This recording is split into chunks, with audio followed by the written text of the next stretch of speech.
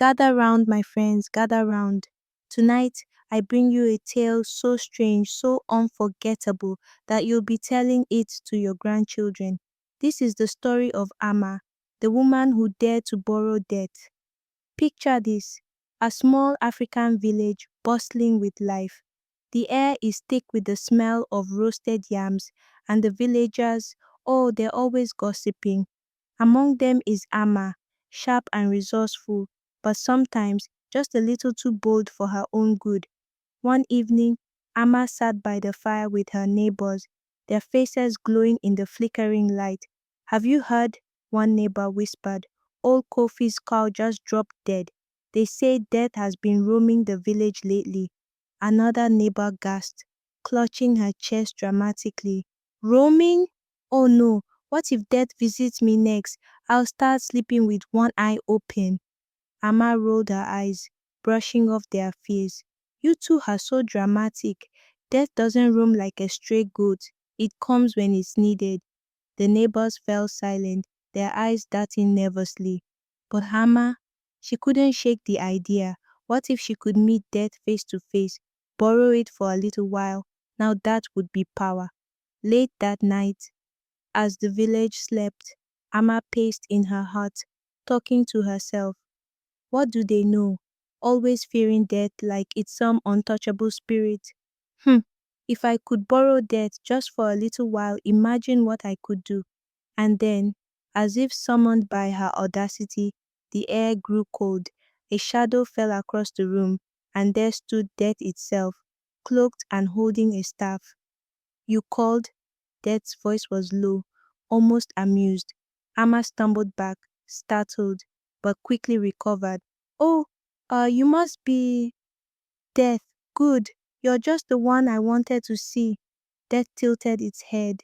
"Lucky me. What could a mortal possibly want from me?" Amma squared her shoulders. "I need to borrow you, just for a little while."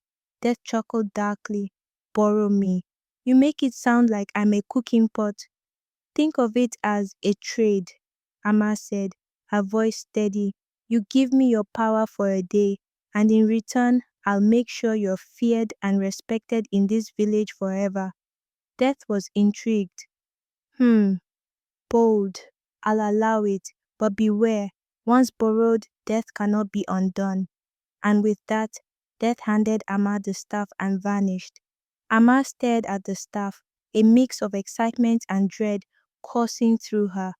The next morning, Amma strolled into the village square, holding Death's staff high. Villagers stopped in their tracks, their eyes wide with fear and curiosity. "Look at her," someone whispered. "She's glowing like she's seen the spirits."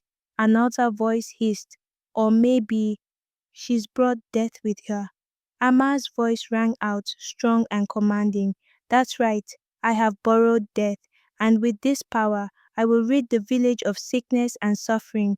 Bring me your troubles, and I will fix them." The villagers hesitated, then erupted in cheers. They brought their sick, their disputes, their fears, and Amma, with death's power, solved them all. She became celebrated, revered, but as the days passed, something shifted. Amma grew tired, burdened by the constant demand, and yet she refused to let go of the staff.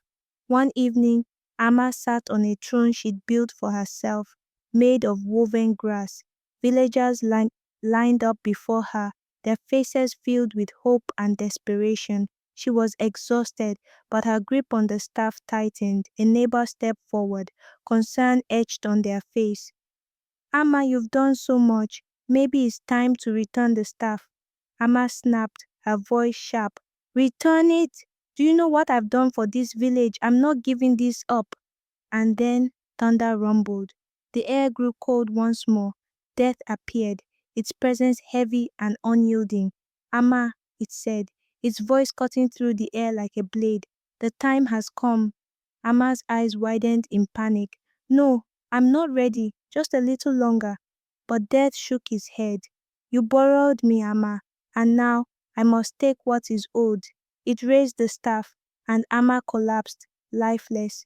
The villagers gasped, their cheers turning to cries of sorrow. And so, my friends, Amma's tale reminds us ambition is a fine thing, but even the boldest must know their limits. Death is not to be borrowed, bargained, or owned, but it does make for one unforgettable story, doesn't it?